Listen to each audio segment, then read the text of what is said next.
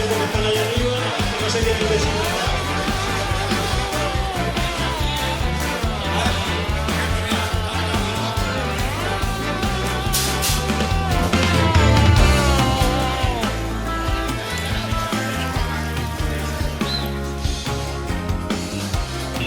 Buenos días a todos y esperamos que lo disfrutéis.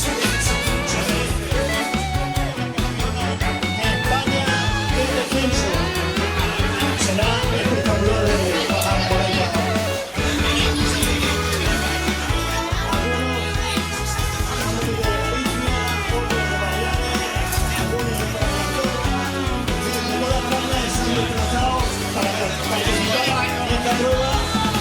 Sí, dicen, a lo que tengo entendido, que es una de las mejores que están viendo hasta la fecha.